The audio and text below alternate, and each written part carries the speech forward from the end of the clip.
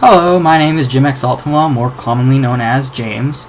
For those of you who actually know me, I'm going to do some super stupid deck tech for Magic the Gathering. Now, this deck is just kind of fun to play with. It's a blue-black Polymorphist deck. The basic concept is to take an Ornithopter, transform it from Jalira into a big boy, aka Stormtide Leviathan. Now let's jump right in and see how well I can explain this. Basically, on turn 1 you play an Ornithopter or 4. This Soul of Nufrexia and Staff are currently just placeholders for Ornithopters because I cannot seem to find any. Basically, Jalira. Turn 4, play Jalira. Turn 5, turn an Ornithopter and hope to get something good. AKA, turn an Ornithopter, which costs 0, into a Stormtide Leviathan. Now, what I like to do in order to, well, the whole point of doing it is, the whole point of the deck is to get Jalira to transform an Ornithopter. But you can't do that unless you draw into it.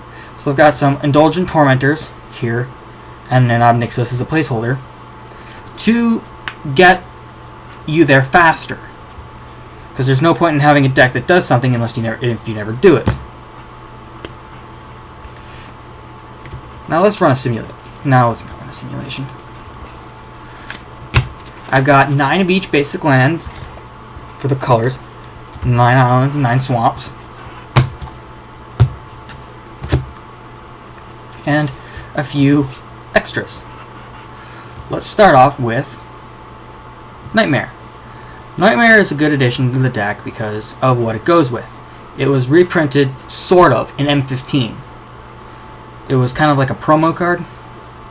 It goes well in the deck because I play heavy lands and I also play an Urborg. If you can't see because of the glare, I apologize. But it says that each land is a swamp in addition to its other type. Nightmare says that its power and toughness are equal to the number of swamps I control. If I control all 24 lands, plus a Nightmare, I have a 24/24 with flying on the battlefield.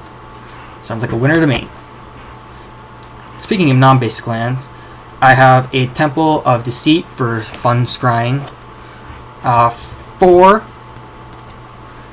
Radiant Fountains for life gain because I'm a life gain fanatic, Master of Predicaments in case you feel like getting something on the battlefield for free, because that's what this deck pretty much does, is get things on the battlefield for free. Ingrok's Wake, the promo to stab my way through whatever I want. Now look at Gruckus watching over us. Jace, the Living Guild Pack, because I had one.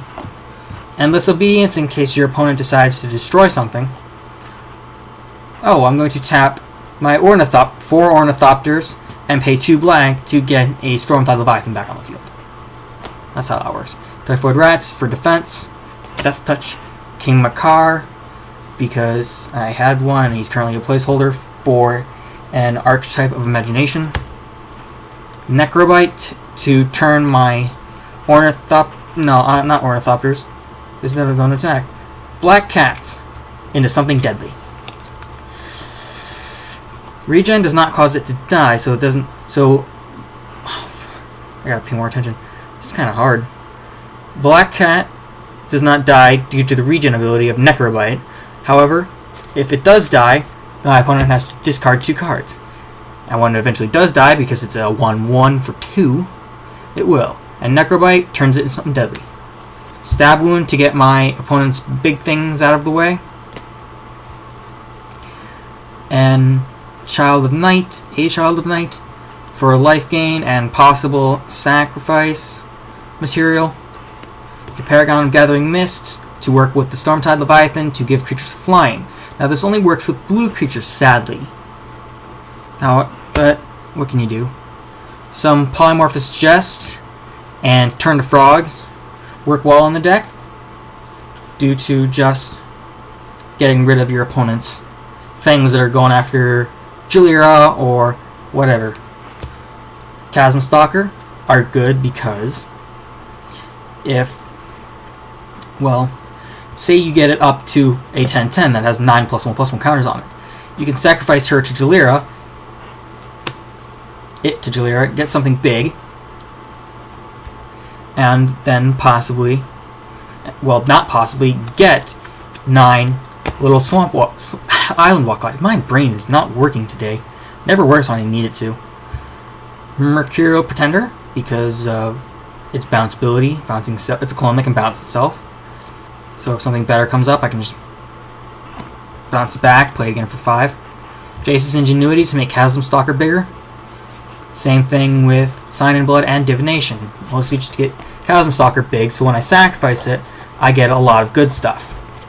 Now, the only flaw to this deck is there's no scrying yet. So you never know when something good's about to come up. Whether or not it's going to be another black cat that you're sacrificing into, or another Ornithopter. But if you notice, it's mostly heavy drops. That is because I want to get those big drops from the Ornithopter. Thank you. I hope you enjoyed or learned something. I probably didn't. So, that is the end of the video. Go do something productive.